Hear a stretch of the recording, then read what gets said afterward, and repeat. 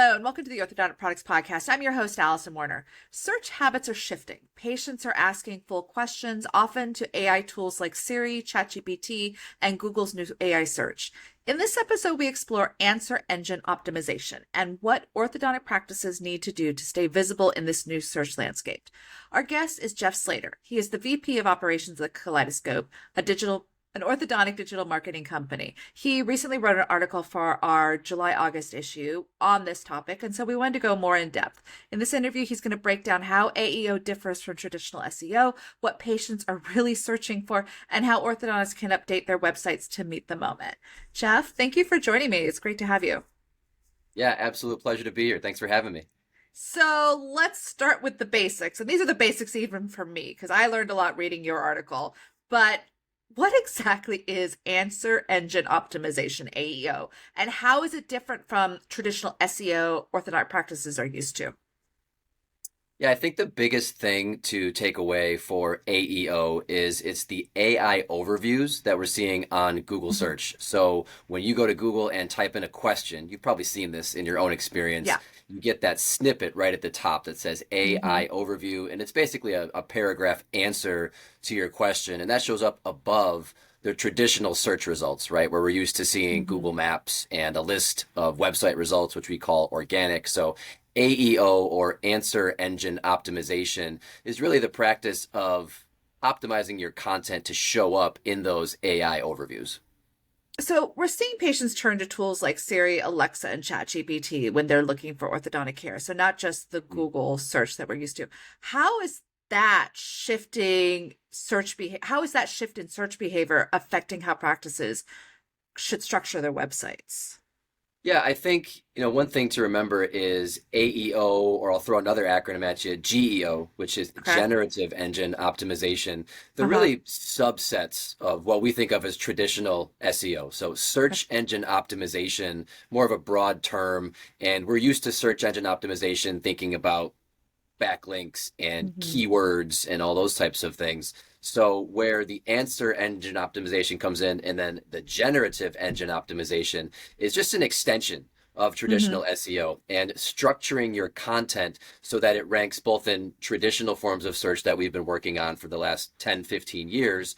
And now as AI comes to the forefront and has more of an impact on these results, structuring your content also in a kind of a question and answer format. We're really trying to optimize it so that these artificial intelligence programs are going to pick up your data. One way I would present it to your audience is AEO, or answer engine optimization, mostly deals with the AI overviews on Google. And then when we talk about ChatGPT or Bard, Gemini, Perplexity, Google also has SGE, which is their search generative experience. That all falls under GEO, generative engine optimization. So ChatGPT is under GEO, if that part makes sense. That's how I've been remembering it. This is all very new, right? So it's kind of, we're learning this as we go, but AEO is for AI overviews. GEO is for ChatGPT and those other, language learning models that people are starting to use more and more. Okay, the ones where you're having like a conversation with the tool. Yes, exactly. Okay. So does that, because I'm learning too, is there a difference then in how you approach those two? Or is it kind of the same approach that you're going to go with AEO? There's definitely similarities. Now, the way with the AI overviews is kind of just you test it, right? You just do the searches in your area, see what shows up. What we're even doing is a little bit of reverse engineering. So if you're asking a question to Google and you're looking at that AI overview, if you're not there, look at the practices or the competitors who are there, and what does that snippet say? And then can you locate that snippet on their website and see how they've got it formatted, how they've got it presented, where is it located on their website? We're still in the very early stages, so there's a lot of testing going on. And one of the best ways to test for this is find the results that have already achieved this and then reverse engineer from there based on what they've got in their setup. Oh, okay. That's smart.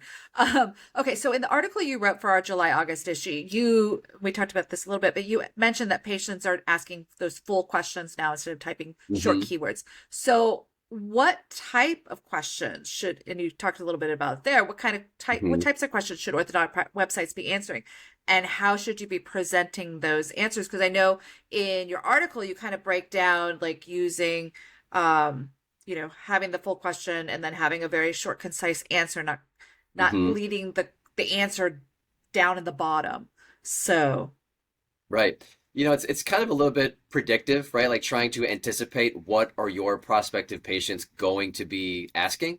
And a lot of it has mhm. to do with cost, cost of braces in your city, or how long does Invisalign take in your city, and adding in those local keywords to try to connect it to your geographic area. So a little bit of it is really just almost like the FAQ pages of old. If you remember when Oh, websites were first becoming a thing and all the businesses were yeah. starting to build websites, it seemed like everyone had an FAQ page, a Hmm. frequently asked questions page. And then they Yeah. kind of aged out and sort of became an outdated type of Oh. content on website.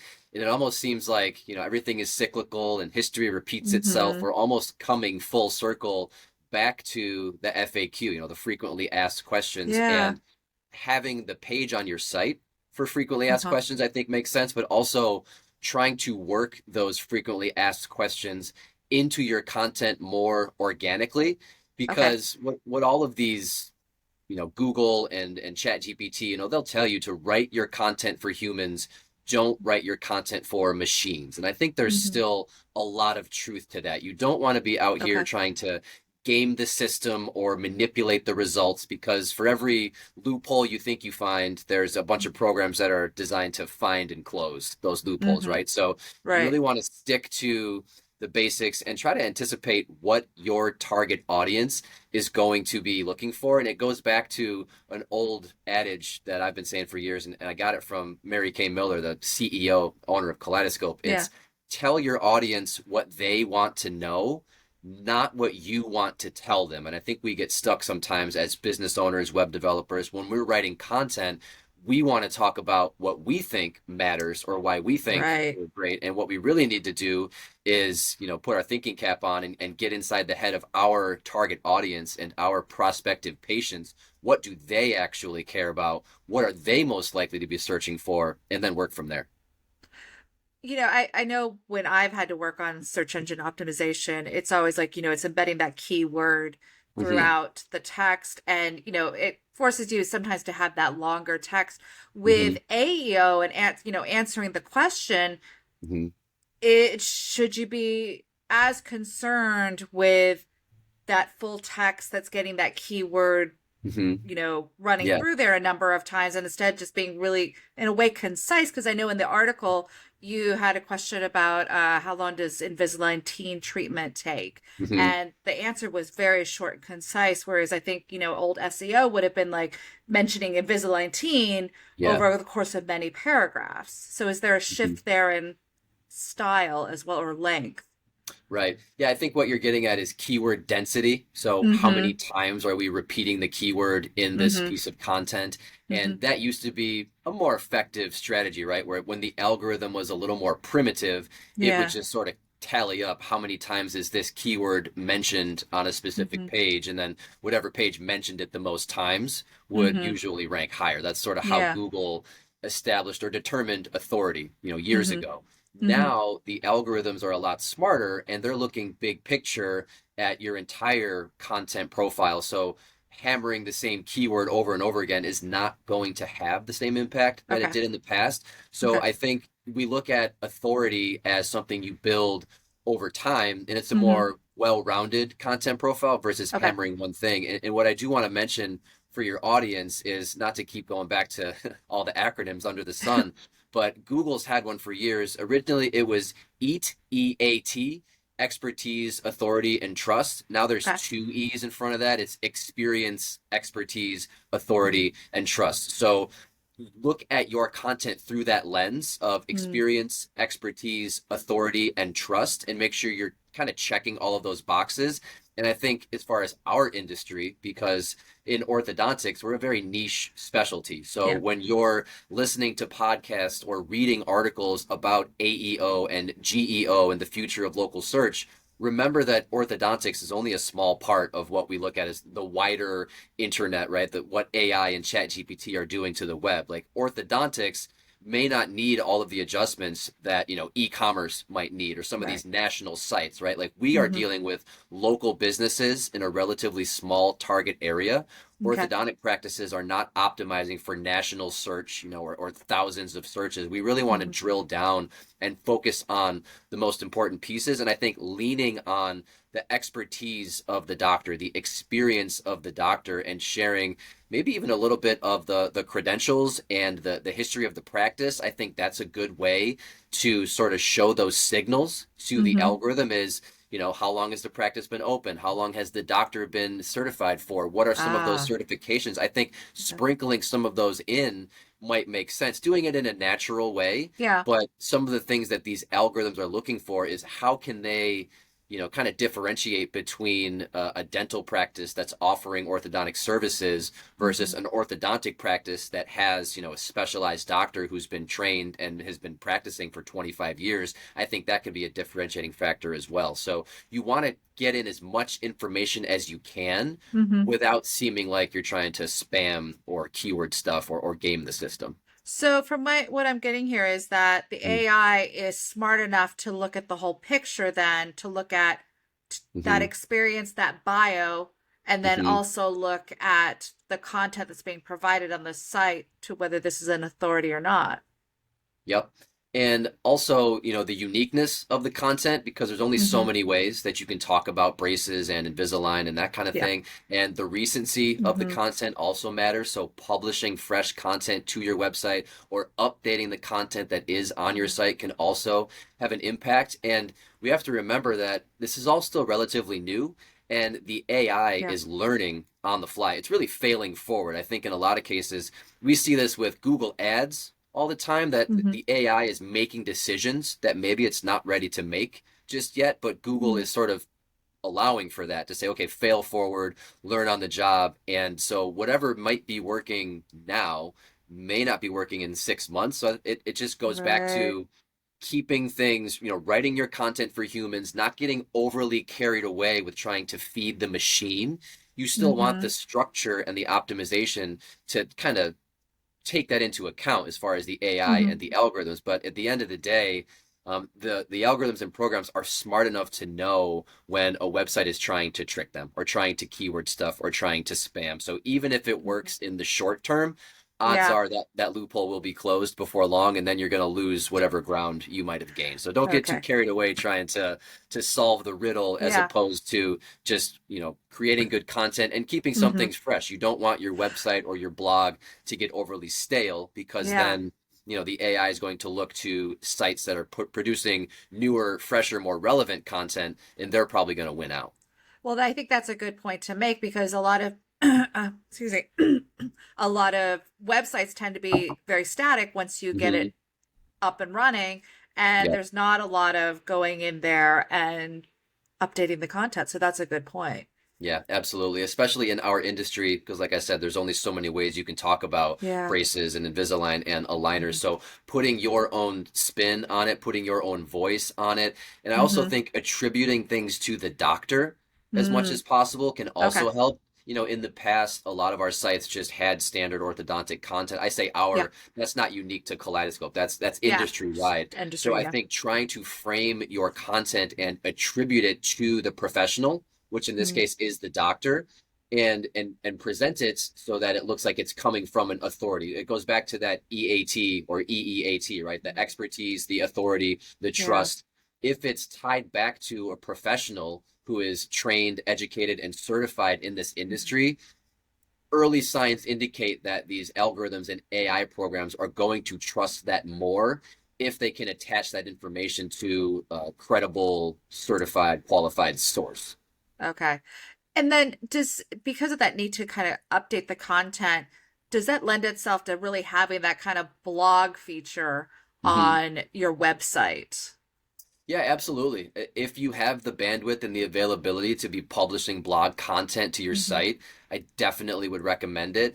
What I say to clients a lot is if you have two websites that are relatively equal in terms of domain authority, download speed, and content, the Mhm. site that is regularly adding new relevant content will probably have a leg up on the website that's remaining Okay. static and not adding anything new. Okay. Okay. So Mhm. what would you say are some common mistakes you're seeing orthodontic practices make when it comes to optimizing for these answer engines, and how Mhm. can they fix them? I think the first place to start is how old is your website? How Mm. fast does it load? And how does it perform on mobile? Because Ah, if you're trying, it's a little bit of putting the cart ahead of the horse in the sense okay. that if your site is a little bit outdated and you're trying to make these sort of futuristic updates for AEO and GEO and you're trying to make an outdated website shine in this sort of, I don't want to call it futuristic local search Right. landscape, but Yeah. I think before diving headfirst into AI and AEO and GEO, ask yourself, how old is my website? Run some tests. How does my site perform on mobile? What are the download speeds for my site? And do you maybe need to update the site to a newer framework that is meeting more of the guidelines for local search now, and then incorporating elements of AEO and GEO and these AI overviews? Because if you have a website that's 4 or 5 years old Mhm. and you're trying to optimize it for AI without first updating, the sort of the framework, the Yeah. under the hood optimization, because if the site Hmm. doesn't load fast, the AI is probably going to skip past it anyway. So I Mm. think it's getting the basics, getting the foundation in place first. And now if you have a newer website from the last year or two and you want to Yeah. start incorporating some of these newer AI pieces, I think that makes more sense. But I would say one of the most common mistakes we see is we'll have a client or a prospect come to us and say, "Hey, I'm reading about AEO, GEO, AI, make my site compliant with this." And then we go in and look. I'm like, well, your site's 4, 5, 6 years old. It's built on outdated technology. A lot of these improvements you want to make aren't really gonna hold or really do anything for you Ah. until you make those foundational changes to sort of get the basics in place. Okay, so if the AI is judging your Mhm. site from a technical standpoint as before it even gets to maybe the content. Yeah, absolutely. And load times and download speeds are more of a ranking signal now than they've ever been before. So it used Really? to be if your site was kind of slow, it was annoying for human Yeah. users and you might lose some visits and people might leave your site if it loaded slowly, but it Hmm. wouldn't really impact your ranking very much, where you could still rank pretty high even with an outdated website that loaded pretty slowly. Nowadays, that download speed and those load times are more of a ranking signal. So if your site's not up to speed, both figuratively and literally, if your site's not up to speed, Yeah. it can actually drop you lower in the results. And some of these AI and AEO updates we're talking about really won't even be impactful to your business Right. until you get your basics, your foundation in place and get your site updated to where it's meeting the current criteria. Okay. It's the old Okay. lipstick on a pig, right? Lipstick on you can try to put AI or AEO on an outdated website and think that you're Right. bringing it into the future, but if the framework and the under the hood setup is outdated, you're kind of spinning your wheels. So what's considered outdated at this point? The general shelf life for an orthodontic website is about 3 to 5 years. So Okay. right now we're kind of using COVID or the pandemic around 2020 as the Okay. benchmark and saying if your website was built before COVID and you're Uh-huh. still rocking with it, it's Uh-huh. probably time to update.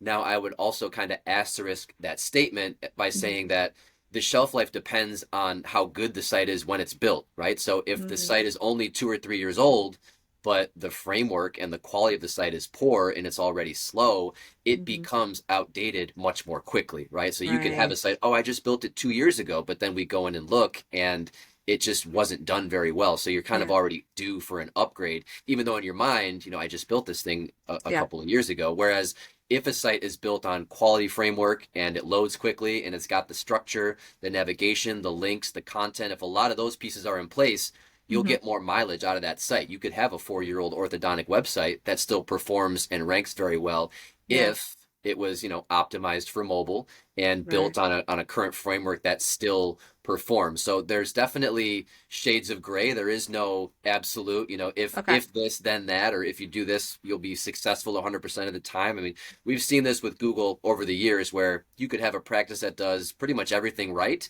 and still ranks behind a competitor. And the flip side, you can have practices that kind of ignore their digital marketing and they have outdated stuff and they still rank really high, and then everywhere in Yeah. between. So Yeah. there's nuance associated with it for Right. sure. Right. But definitely the AI is judging you now on your The AI is technicals. very, very judgy, super judgy. There we go.